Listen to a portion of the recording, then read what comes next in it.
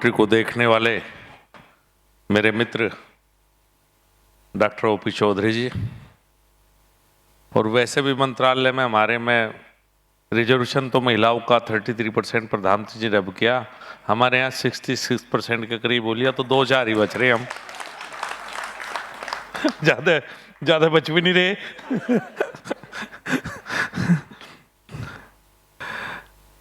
PFI के अध्यक्ष छोटे भाई रणपाल ढांडा जी, डॉक्टर पीके शुक्ला, पूर्व अध्यक्ष खत्री साहब, गुप्ता जी, रिकी थापर, रविंदर जी, मंत्रालय से आए हुए डॉक्टर दत्ता, डॉक्टर लिपि, सरदाना साहब। एक बात तो आज अच्छी लगी, हमारा क्या होता है कि जब आपके बीच में आए तो पोल्ट्री की बात होंगी, आप लोग 6 महीने नहीं मिलते तो हम पोल्ट्री को भूल जा, फिर डेयरी याद आ जा, डेयरी वाले नहीं मिले तो पिगरी याद आ जाती है, फिर गोट्री, अलग अलग सेक्टर्स, और सब ना मिले तो राजनीति याद आ जाती है।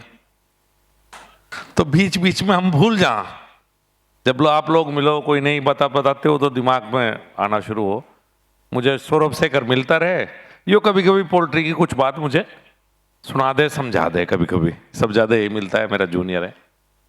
ये उड्डा तो कम मिला है, तो ये भी मेरा जूनियर है, ये कम मिलता है थोड़ा।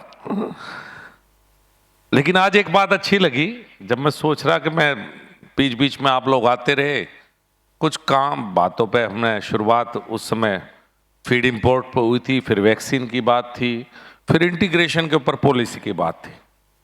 तो ज़्यादातर जो आप लोगों की स्टेप बाय स्टेप बात आती आई, फिर एडवाइजरी कमेटी की बात भी हमेशा आप लोगों ने उठाई कि कोई मंत्रालय की एडवाइजरी कमेटी होनी चाहिए जहाँ बात रख सके।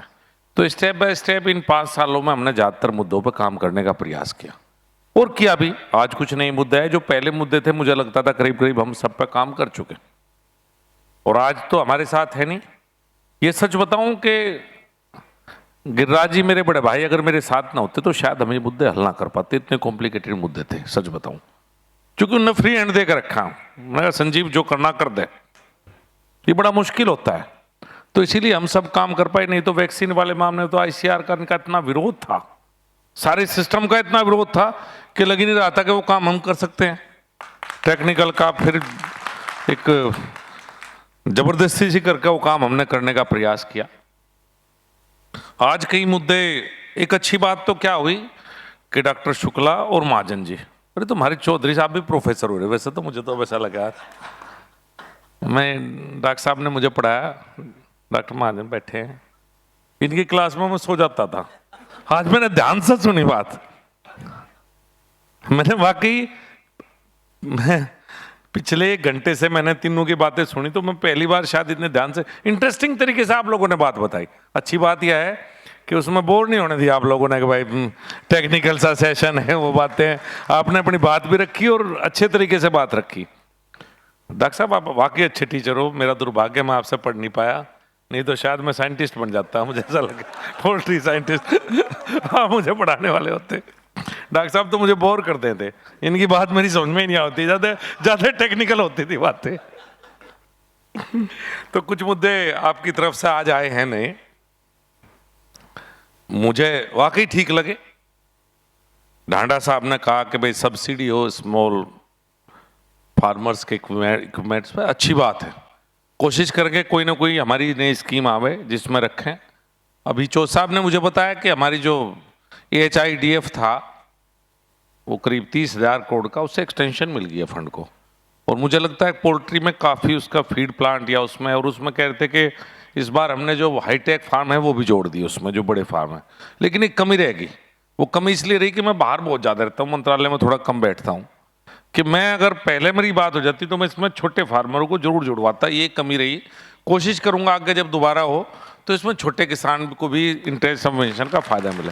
ये कमी इसलिए रही कि चौधरी साहब ने मुझे बिना बताए चले गए FC करवाने के लिए, ये मुझे पहले बता देते तो मैं उसी दिन कह देता। क्योंकि मेरा जो फोकस है वो छोटा किसान ज्यादा रहता है, मेरा जुड़ाव। अब चौधरी साहब सरकारी सिस्टम में क्या गड़बड़ है, अब चौथ साहब जो फाइल भेजेंगे 1 पेज की होगी वो इतनी मोटी बना देंगे उसे। अब मैं उसे डर जाऊंगा, इतनी मोटी कैसे पढ़ूं? तो मेरा पीएस पढ़ेगा उसे, मेरा पीएस मुझे अपने काम की बात जो उसे ठीक लगी बता देगा, जो नहीं लगे था अब बताओ इतनी मोटी फाइल आपकी कैसे पढ़ूं? 3 दिन लग जाएंगे मुझे पढ़ने में चौथ साहब। अब मुझे राजनीति भी करनी है, तो एक गड़बड़ करवा के मेरे सिग्नेचर करवा लें। अगर ये मुझे उस दिन बता देते तो मैं करता नहीं बिल्कुल फाइल में सिग्नेचर। आगे से मैं ध्यान रखूँ, आगे से मैं आपको बुलाया करूँगा, पहले समझाओ। नहीं तो छोटे किसान जुड़ने चाहिए थे, हमारे पास पैसा है तो छोटे किसानों को फायदा मिलना चाहिए था, अच्छी बात है। चौथ साहब कर लोगे जुगाड़? दत्ता झूठ ना बोलिए, जो हो तो ठीक हो जाइए, हो जाए। ले सकते हैं, छोटा किसान पोल्ट्री फार्म खोलना चाहता है उसमें चाहिए डिफ इंटरेस्ट सबवेंशन होना चाहिए। चलो अच्छी बात है, कह रहे कि उसमें है, मैं तो चौथ साहब से थोड़ा लड़ने के मूड में था, पर अच्छी बात है, छोटे किसान को भी फायदा होना चाहिए। और इक्विपमेंट वाली बात हमने किसी न किसी स्कीम में रखने का प्रयास जरूर करेंगे, सब्सिडी उस पर होनी चाहिए। एक बड़ा महत्वपूर्ण मुद्दा स्किल डेवलपमेंट का है जो शुक्ला जी ने उठाया, बहुत मुझे अच्छा लगा जिस तरह से आपने उसे सबके सामने रखा। और अच्छी बात है कि एग्रीकल्चर काउंसिल ने इस पर काम भी किया है। मैं भी आपसे बात करते करते चौथ साहब से बात कर रहा था कि हमारे पास कुछ फार्म्स हैं, उनके पास ज़मीनें भी हैं, तो हम कोशिश करेंगे कि पीपीपी मोड पे कुछ लोग आएँ, तो स्किल डेवलपमेंट पे अगर वाकई इतने रोजगार की संभावना है, चूंकि प्रधानमंत्री का प्रायोरिटी सेक्टर है ये, वो तो हमेशा कहते हैं कि भाई स्किल डेवलपमेंट से रोजगार कैसे पैदा होगा। अगर पोल्ट्री सेक्टर में मुझे नहीं पता था इतनी डिमांड है, तो इसको तो हम अपने इंस्टीट्यूट्स पे, अपने फार्म्स पे पीपीपी मोड पे कुछ सेंटर समझी खुलवा देंगे, क्योंकि सरकार तो चला नहीं सकती, लेकिन जमीन हम दे देंगे किसी तरह से कोई टाई अप करके। और अगर वाकई है क्या बेरोजगार होंगे, सही बता दियो, चूंकि डॉक्टर साहब का तो वो मामला वो रहे ना, दूसरा प्रोफेसरों का ये हाइपोथेटिकल वर्ड में ज्यादा रहे है इसमें स्कोप, इसको मतलब अगर कोई अच्छा सा स्किल डेवलपमेंट का सेंटर खुल जाए तो नौकरियां मिल जाएंगी, कोई दिक्कत नहीं, डिमांड है काफी है। नहीं ये तो ट्रेनिंग कर लिया कर देंगे, नौकरी तो तू दे देगा ना, ये बता दे तू मुझे। मेरी प्रॉब्लम नौकरी की है, ट्रेनिंग नहीं है। बात तो है ना कि उन्हें अब जितने भी स्किल के हो रहे सेंटर्स, मेरे इस फील्ड के नहीं और फील्ड के, अब वो स्किल के तो सेंटर खुल गए। अब इसमें शायद 75-80% की कंडीशन है सरकार की तरफ से, कितनों को रोजगार मिलेगा, तो उसके बाद जो स्किल चलाने वाला उसको उसकी फीस पूरी मिलेगी। तो मैं ज्यादातर मैं देखता हूँ नहीं मिल पाती पूरी, कागजों पर तो दिखा देते हैं, लेकिन जेन्युइनली मैं ज़्यादातर देखता हूँ नहीं मिल पाती। तो मैं इसलिए मैं आप लोगों से पूछ रहा हूँ, क्योंकि मेरा मन है इस पर काम करने का बहुत ज़्यादा है। मैं व्यक्तिगत रूप से रुचि लूंगा स्किल के मामले में कि किस तरह से पोल्ट्री का स्किल डेवलपमेंट बेहतर हो। चूँकि मेरे ये जो काम है मेरे इंटरेस्ट का काम है, मुझे अच्छा लगता है कि अगर कुछ युवाओं को रोजगार मिलेगा, कुछ को स्किल से करके हम रोजगार दे सके, तो मेरे इंटरेस्ट का टॉपिक है, इसीलिए मैं आप लोगों से जानना चाहता हूँ। एक दूसरा सबसे तीसरा मुद्दा जो सरदाना साहब ने कहा, ये एक बड़ा अजीब सा मामला है। जब ये बायोफ्यूल पॉलिसी बनी थी, मैं कृषि राज्य मंत्री था उस समय, 2015-16 के करीब की बात है। गडकरी जी इसके चेयरमैन थे और मैं इसका सदस्य था बायोफ्यूल पॉलिसी बनाने की शुरुआत। चूंकि मैं इस क्षेत्र से आता हूं जो गन्ने की बेल्ट है, तो जब मैं मंत्री बना तो मैं काफ़ी इनिशिएटिव इस बात पर लिए, चूँकि हम चीनी ज़्यादा पैदा करते थे और खपत हमारी कम थी इस देश में, और पेमेंट किसान का हो नहीं पाता था।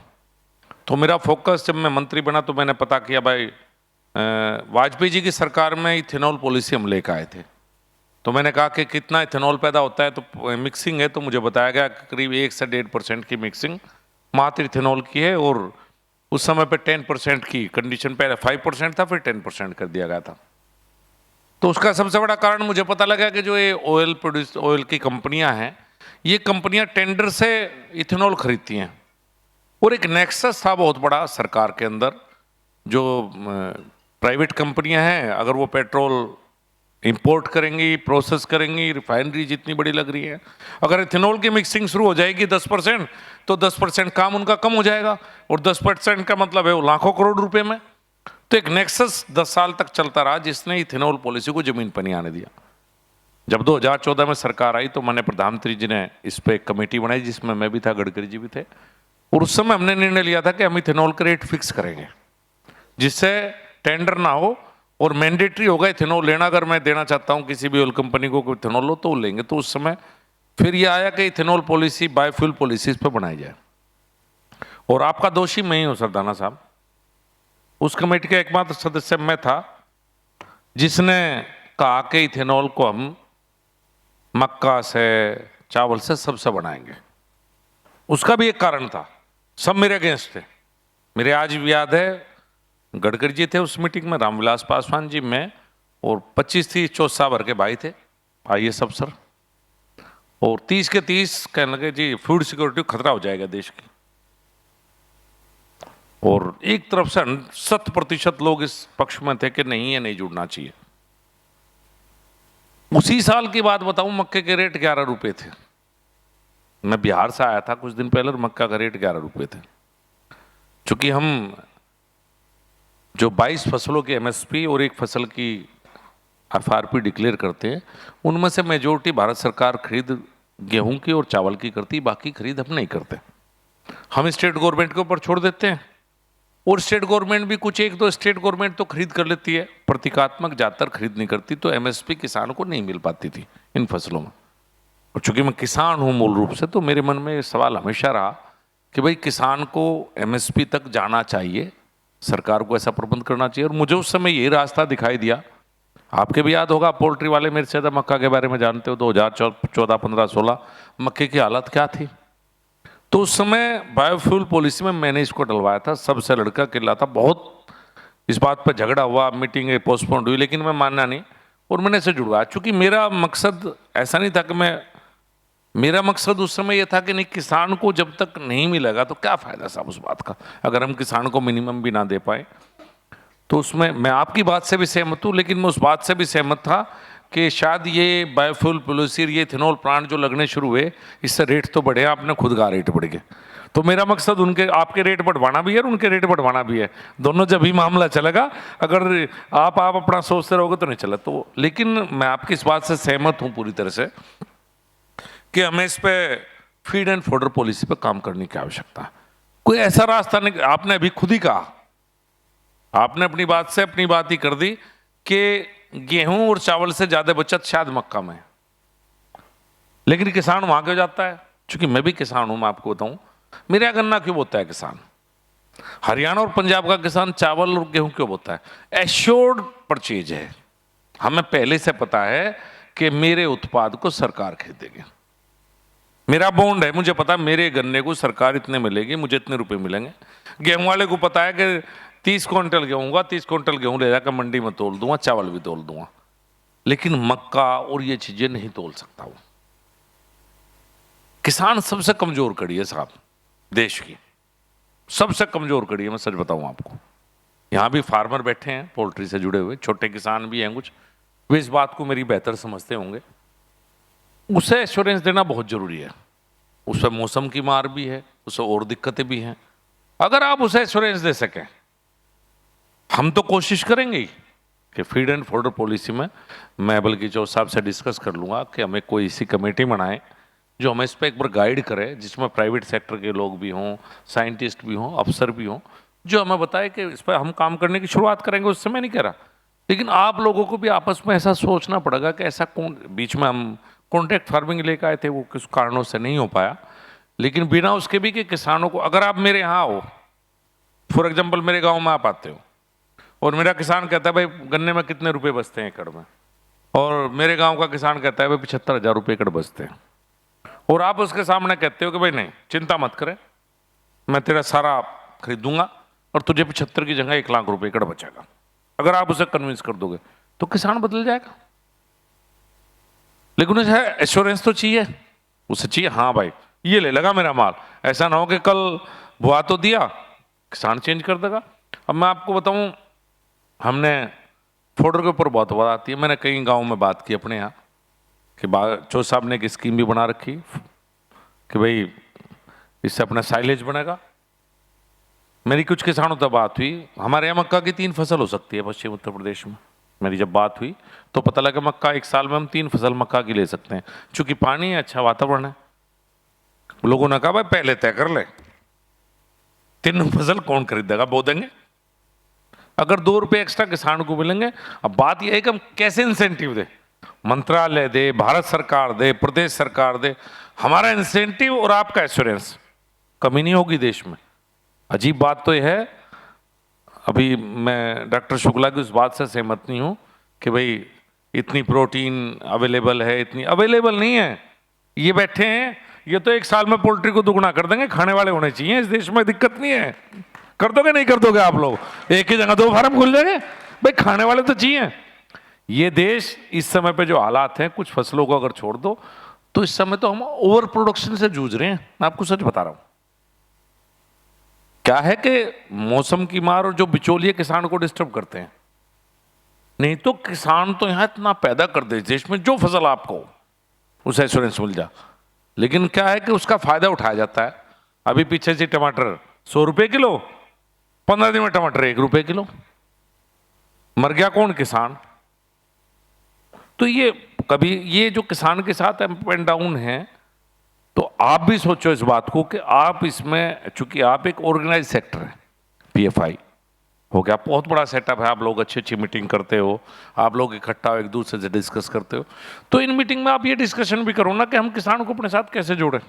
कौन सा ऐसा तरीका है कि सोयाबीन का किसान या मक्के का किसान आप लोगों से डायरेक्ट जुड़ जाए। सरकार की जो मर्जी चीज़ सरकार बीच में करेगी, आप उसे एश्योरेंस दोगे एज ए बॉडी, तो हम इस समस्या को हल, इथेनॉल भी बना सकते हैं और आपको भी दे सकते हैं।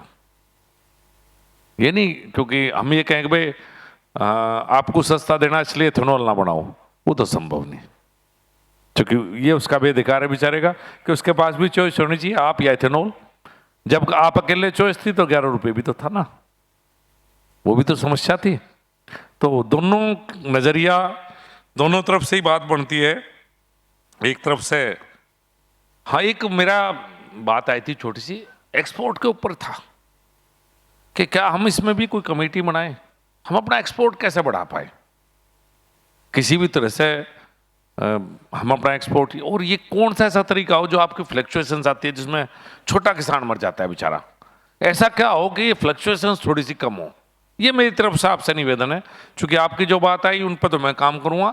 ये मेरी समझ में नहीं आ रहा कि छोटे, मैं तो गाँव का रहने वाला हूँ और मैं ज़्यादातर बड़े फार्म के बजाय किसी भी 2 या 3 हज़ार के पोल्ट्री फार्मर के पास रुक जाता हूँ कई बार। अरे भाई मेरे यहाँ मुझे बंद दिखाई देते हैं कई पोल्ट्री फार्मर छोटे छोटे, 2,000, 3,000, 5,000 के। मैंने कहा पिछले साल तो मुर्गी थी, इस बार कहाँ गई? कहना जी घाटा हो गया। अब उसका तो 1 लोट घट गया, तो वेंकी जो रैली का तो कुछ बिगड़ने का नहीं, वो तो मर गया बेचारा 1 लोट में। तो ये जितना फ्लक्चुएशन है ये कैसे कम हो थोड़ा सा। और मैं इतना, अब और जितने सेक्टर्स एनिमल हस्बेंड्री से रिलेटेड इतने फ्लक्चुएशन कहाँ है। आप देखोगे दूध का रेट भी करीब करीब स्टेबल सा ही रहता है, आप देखोगे पिगरी का प्राइस भी स्टेबल सा रहता है, और प्राइस भी सारे, आप गोट का प्राइस देख लो पिछले कुछ साल से, अगर इस बढ़ने की स्पीड है तो ऐसे ही मिलेगी, ऐसा नहीं होगा। ये आपका ही सेक्टर है एनिमल हस्बेंड्री में, जो सेक्टर ऐसे चलता है कि आज ये रेट, कल ये रेट, आज ये रेट। अब ये भी नहीं पता लग रहा मुझे, उस आदमी से मिलवा दो जो ऊपर नीचे करे, मैं उससे पूछ लूँ भाई क्यों कर रहा था ऊपर, कोई तो होगा। हम, मुझे इतना ज्ञान नहीं, मैं इकोनॉमिक्स का मैं बहुत ज़्यादा नहीं जानता इकोनॉमिक्स के बारे में। तो ये 2 चीज़ ऐसी थी कि एक्सपोर्ट के साथ साथ इस पर भी थोड़ा काम करने की आवश्यकता है। मुझे नहीं पता कौन करेगा, खुद मेरे पे करना नहीं आता है काम, मैं बताऊँ कि मैं खुद करूँ, लेकिन मैं 2-3 काम है। एक्सपोर्ट पॉलिसी पे हम काम करेंगे, फीड एंड फॉडर पॉलिसी पे हम काम करेंगे, और जो भाई ने बताया किसी स्कीम में हम स्मॉल फार्मर को जोड़ने का प्रयास करेंगे। मुझे आपने 2-3 काम आज दे दिए, क्योंकि मैं सोचता पोल्ट्री में कोई काम ही नहीं बचा, अपने आप ही नहीं बांटते रहेंगे अपने आप लोगों का। तो आपने मुझे 2-3 काम करने के दिए, और हमारी अच्छी बात है कि हमारी पूरी टीम आज यहाँ मौजूद है। छोटी सी टीम है, नया मंत्रालय है, बहुत ज़्यादा वर्किंग है हमारे पास है नहीं, चूंकि 2019 में मंत्रालय बना। लेकिन ये परिवर्तन तो आप भी देख रहे होंगे, मंत्रालय बनने के बाद आपको भी ये मंत्रालय अपना सा लगने लगा होगा। निश्चित रूप से आपकी बात भी सुनी जाना, और यही हमारा काम है। अगर हम आपसे नहीं मिलेंगे तो बाकी तो काम चौथ साहब कर लेंगे, फिर मेरी जरूरत कहाँ है। मेरा तो काम ही आप लोगों से मिलना। मेरा तो काम इस सरकार में पिछले 9.5 साल में परिवर्तन ही एक आया है जब से मोदी जी बने, कि जिसका जो काम है वो काम उस काम को करने लगा। मंत्री का काम दफ्तर में बैठना ही नहीं, दफ्तर में चौथ साहब का बैठना है। मंत्री का काम है आपसे बात सुनकर चौथ साहब को बात बतानी, भाई जमीन पर गड़बड़ हो रही है और इसे ठीक करने का तरीका क्या है।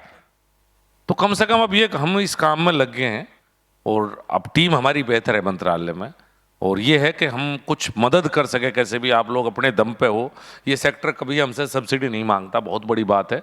बाकी सेक्टर तो सब्सिडी मांगने में रह जा, आप लोग अपने दम पे अपने पैरों पे खड़े हुए हो, और ये बड़ी बात है। इतने लोगों को आप लोग रोजगार दे रहे हैं, और अच्छा लगता है जब गाँव में छोटा सा किसान 2000 बर्ड्स का फार्म भी खोलता है तो मुझे बड़ा अच्छा लगता है। इंटीग्रेशन की चौधरी साहब ने बात की है, इसमें हमने वो तो लाया, लेकिन मुझे बताया गया कि इसे फॉलो नहीं किया जा रहा कहीं भी। अभी मुझे ढांडा साहब ने, वो लोगों ने जिक्र किया कि हमने गाइडलाइन तो बनाई थी, चूंकि स्टेट सब्जेक्ट है, हम गाइडलाइन बना सकते हैं, स्टेट को गाइडलाइन बना के दे सकते हैं, लेकिन स्टेट में फॉलो नहीं हुआ। तो जो फॉलो नहीं कर रहे भाई, मैं उनसे निवेदन करूंगा प्यार से फॉलो कर लो। नहीं पेज 5 ऐड नहीं तो हमारे पे भी हमें कहीं ना कहीं से ऐड देंगे पेज, फिर दिक्कत हो जाएगी। दिक्कत जो ज़्यादा वो करेगा गड़बड़। देखो, चूंकि सच बात यह है कि किसान की हित सर्वोपरि है, वो आप लोगों के लिए भी होना चाहिए, और किसान भी आगे बढ़े।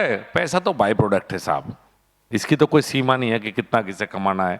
ये तो अपने अपनी एक दिमाग का वो है कि भाई मुझे यहाँ तक संख्या, एक स्टेज के बाद तो संख्या ही बढ़ती है। इतनी अच्छी जगह पर हम बैठे हैं गोवा में, इतने अच्छे होटल में, अब इससे ज़्यादा पैसे खर्च करते क्या करते, और थोड़े से महंगे बैठ जाते थोड़ा का चल के, तो एक मानसिक वो है, इससे का कुछ नहीं। लेकिन छोटा किसान इंटीग्रेशन में खुश रहे, बेहतर है। वो खुश नहीं है अभी, हमारी गाइडलाइन के बावजूद शायद मुझे लगता है उस सेक्टर में कुछ सुधार नहीं हुआ। मैं फिर पता कराऊंगा, मैं बीच में लॉस्ट हो गया था, मैं दोबारा उस पर देखूंगा, चूंकि मेरा सबसे इंटरेस्टिंग सब्जेक्ट जो है वो ही है इंटीग्रेशन, और छोटा किसान कैसे आगे बढ़ता रहे। छोटा किसान का है ना कि बड़े बड़े लोग बड़े बने और छोटा ज़्यादा नीचे रह जा, ये मेरी सोच नहीं है।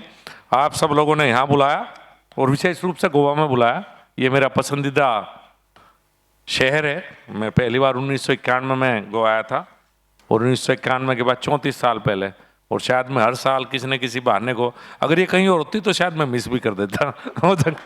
आजकल चुनाव नज़दीक है, और मेरी ड्यूटी भी छत्तीसगढ़ थी, मेरी छत्तीसगढ़ ड्यूटी लगी हुई थी जी उसमें यात्रा में। लेकिन गोवा कुछ पीएफआई और कुछ गोवा के चक्कर में मैं आपके बीच आ गया। आप सबका बहुत बहुत धन्यवाद, बहुत बहुत अभिनंदन। हम आपके लिए सहयोग के लिए पूरी तरह तैयार हैं, थोड़ा सहयोग आप भी हमारा कीजिए, बस इतना ही निवेदन आपसे। बहुत बहुत धन्यवाद।